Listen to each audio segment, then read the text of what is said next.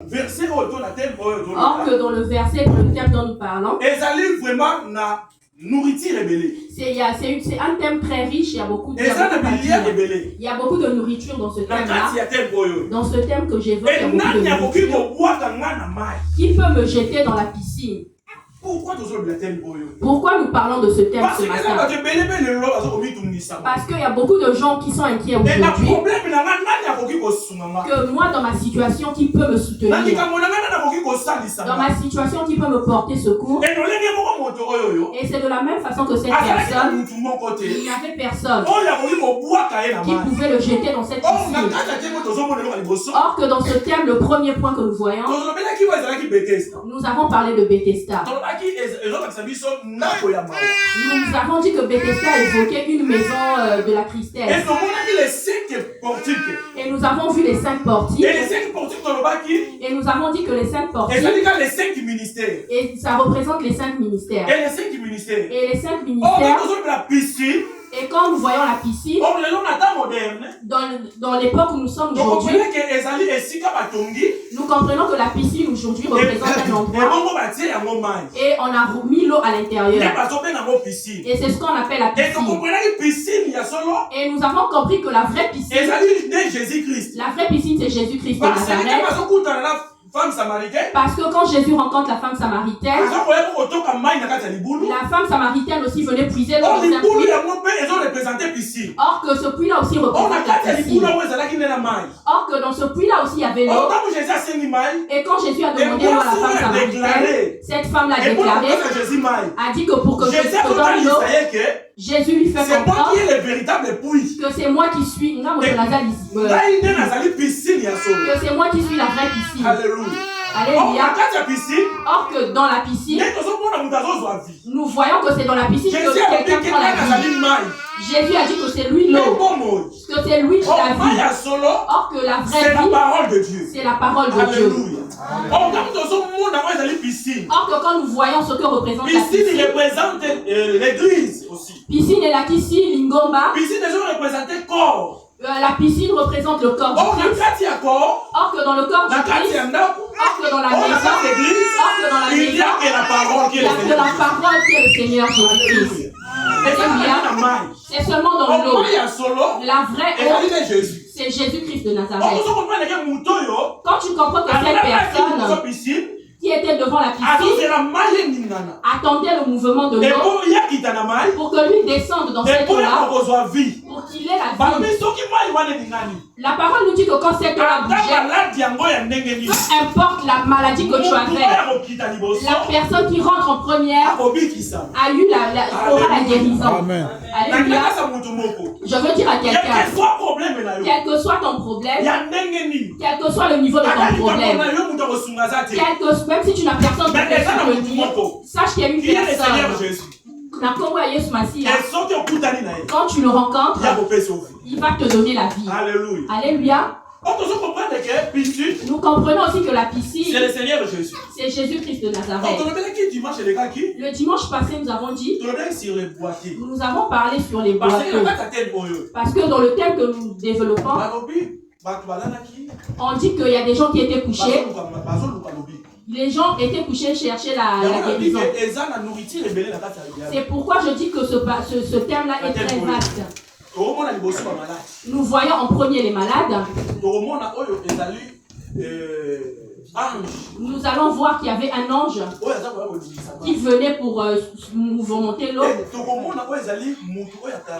Et nous voyons aussi dans ce thème une personne de 48 ans. Pourquoi 48 ans?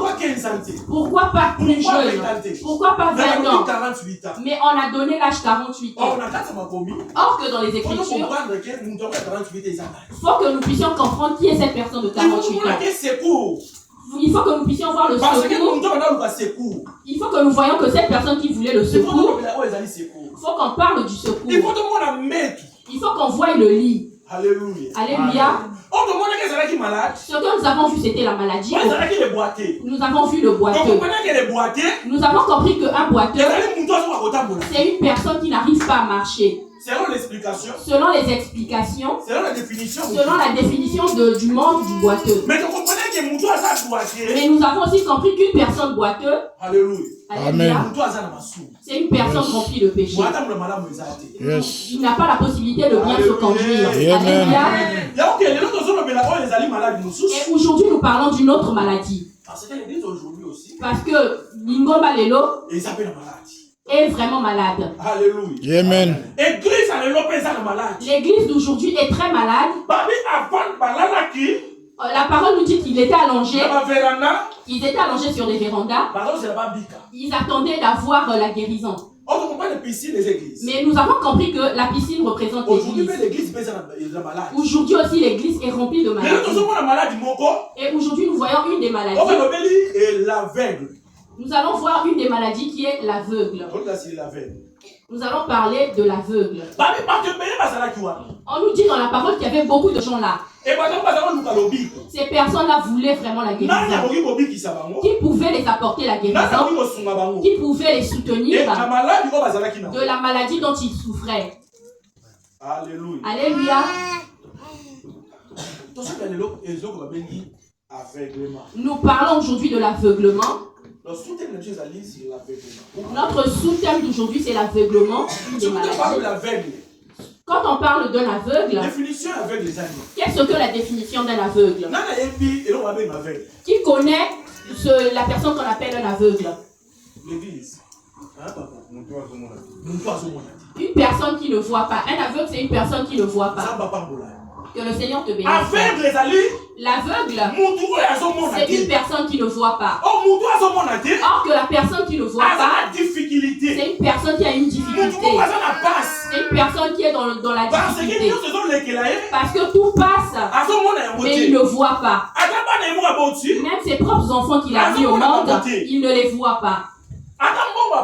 L'argent même, il ne voit pas l'argent. Ça, selon la définition ça, c'est selon la définition du monde. Alléluia. Alléluia. Selon la définition du monde, l'aveugle, c'est une personne qui ne voit pas.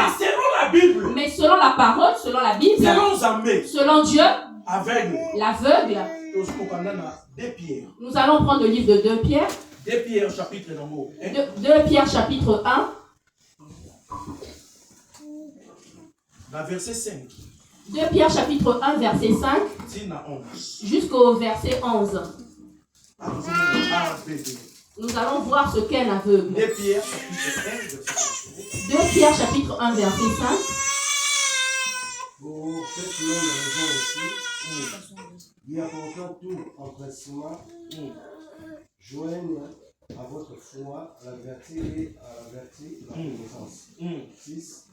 Et à la connaissance la tempérance, et à la tempérance la patience, et à la patience la piété. 7. Et à la piété l'affection fraternelle et l'affection fraternelle l'amour. Car si ces choses sont en vous, mais il abonde et font que vous ne serez pas croissés, mais stérile, pour que ceux qui regardent